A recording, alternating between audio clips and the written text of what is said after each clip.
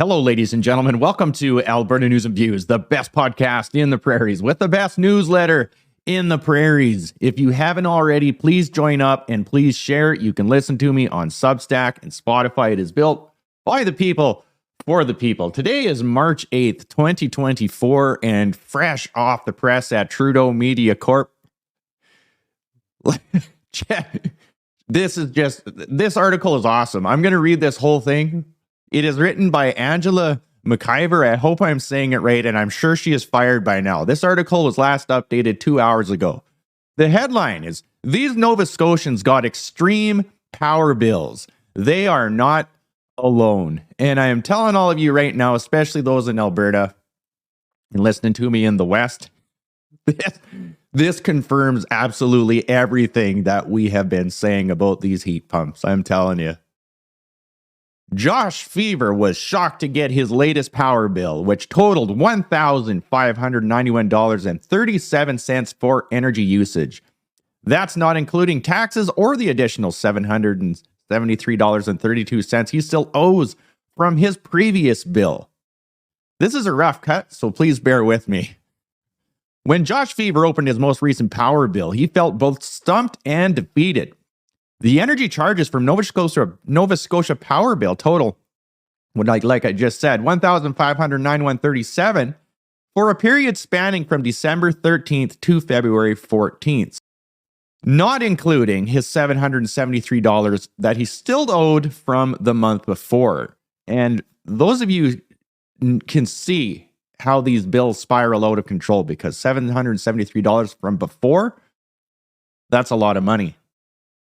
Fever said he is on the brink of being disconnected, which has left him looking for a second job. Quote, "It will be a job for Nova Scotia Power and then a job to live," he said.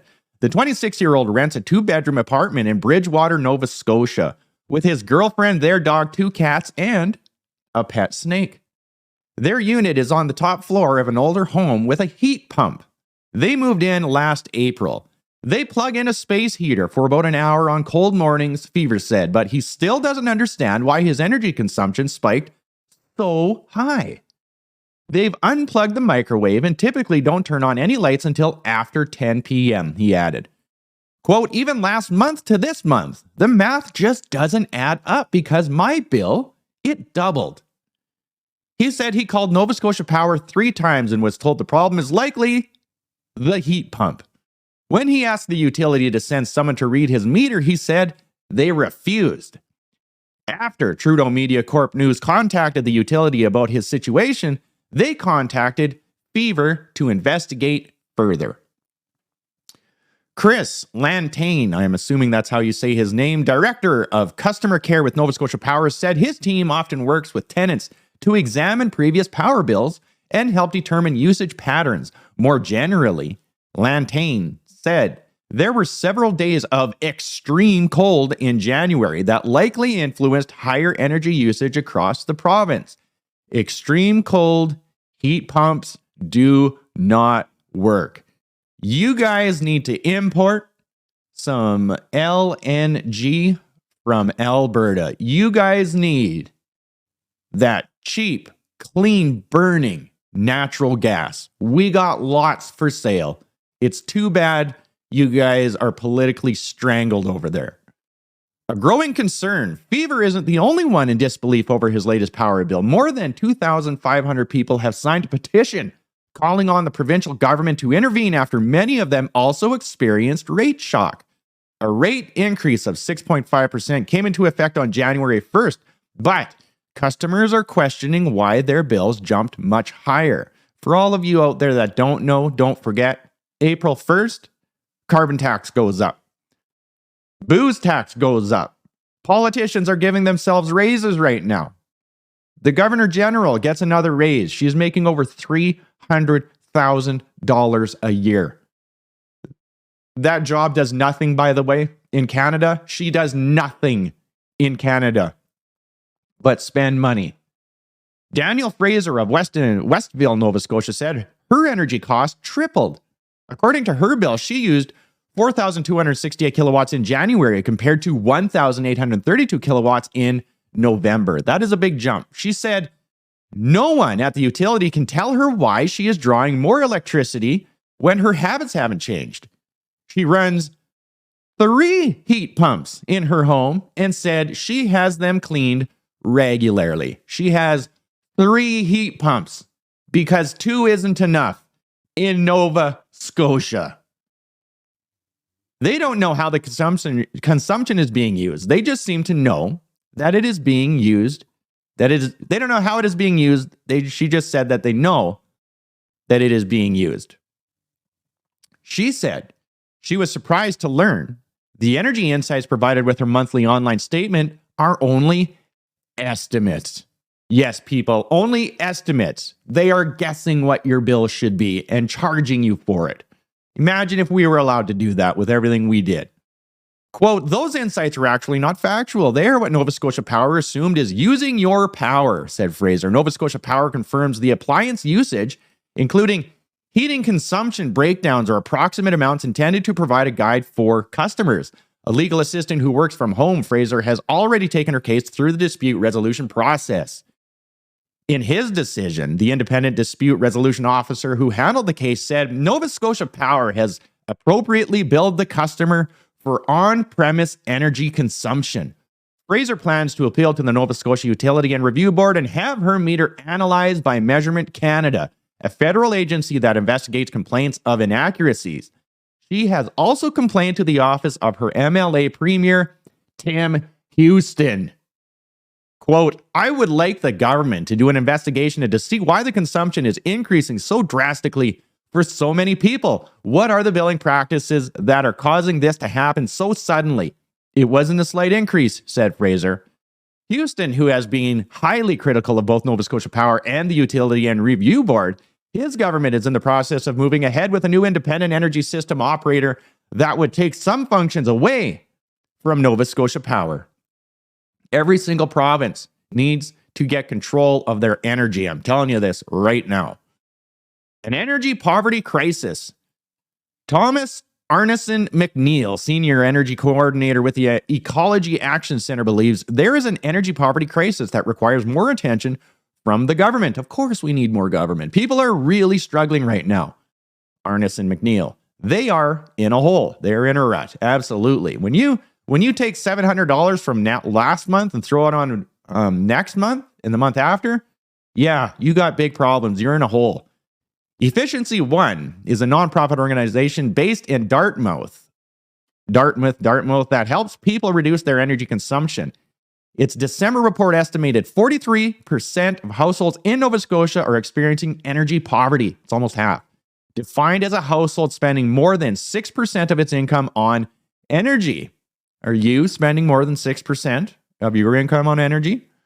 The numbers are much higher in Cape Breton, including Eskasoni with an estimated 87% and a New Waterford with 67%.